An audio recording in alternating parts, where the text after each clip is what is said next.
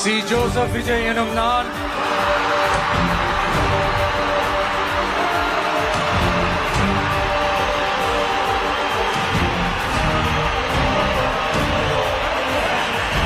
சட்டப்படி அமைக்கப்பெற்ற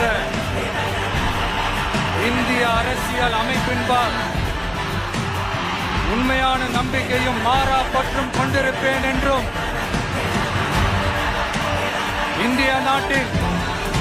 ஒப்பில்லாத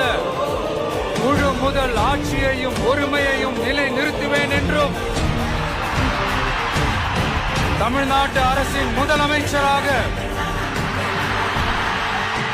உண்மையாகவும் உளச்சான்றின்படியும் என் கடமைகளை நிறைவேற்றுவேன் என்றும் அரசியல் அமைப்பிற்கும் சட்டத்திற்கும் இணங்க அச்சமும் ஒருதலை சார்பும் இன்றி விருப்பு வெறுப்பை